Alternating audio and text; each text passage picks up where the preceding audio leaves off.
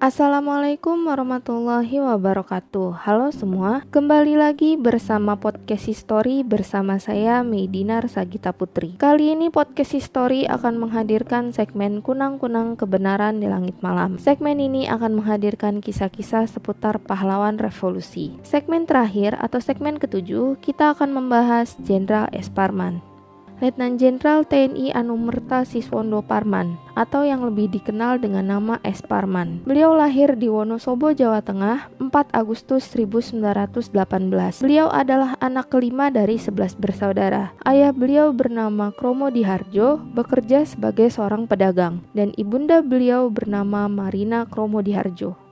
Bapak S. Parman memiliki seorang kakak laki-laki bernama Insinyur Sakirman, di mana nanti kakaknya ini akan menjadi petinggi pada Politbiro CCPKI atau Dewan Penasehat Parpol saat ini.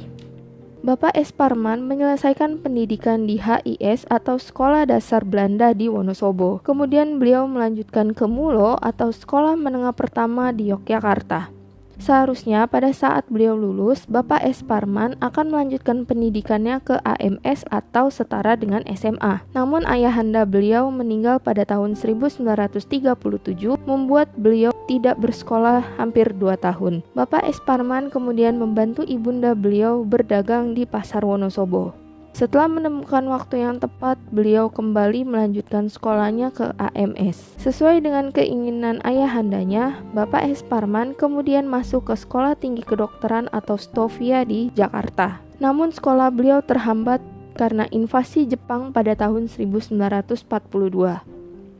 Karir militer beliau dimulai saat beliau masuk ke Tentara Keamanan Rakyat atau TKR. Kemudian pada akhir bulan Desember 1945, beliau diangkat menjadi Kepala Staf Markas Besar Polisi Tentara di Yogyakarta. Selama agresi militer Belanda kedua, beliau turut berjuang dengan melakukan perang gerilya. Pada bulan Desember tahun 1949, beliau ditugaskan sebagai Kepala Staf Gubernur Militer Jakarta Raya. Salah satu keberhasilan beliau saat itu adalah membongkar rahasia gerakan Angkatan Perang Ratu Adil atau APRA yang melakukan operasinya di Jakarta di bawah pimpinan Westerling. Selanjutnya pada bulan Maret tahun 1950, beliau diangkat menjadi Kepala Staf G dan setahun kemudian dikirim ke Amerika Serikat untuk mengikuti pendidikan pada Military Police School. Sekembalinya dari Amerika Serikat, beliau ditugaskan di Kementerian Pertahanan untuk beberapa lama. Kemudian beliau diangkat menjadi Atase Militer RI di London, Inggris pada tahun 1959.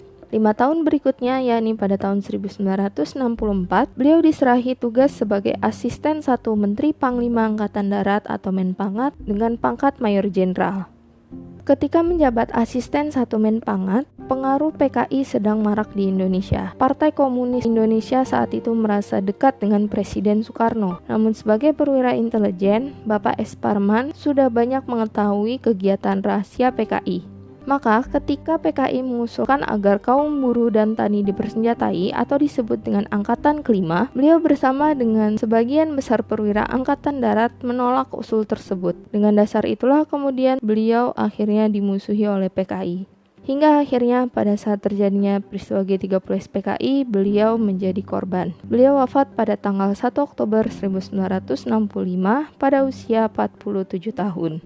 Adapun firasat yang terjadi menjelang kepergian Bapak S. Parman, 1 tahun sebelum kepergian beliau bersama dengan istri beliau sempat bertanda ke Taman Makam Pahlawan Kalibata. Beliau kemudian menghentikan mobil dan melangkah keluar. Kemudian beliau berkata kepada istri, "Wah, ini Taman Pahlawan, tempat yang menyenangkan untukku. Jangan lupa kalau aku meninggal supaya aku bisa dimakamkan di sini. Dan jangan lupa pada kijingku atau batu nisanku ditulis pejuang sejati."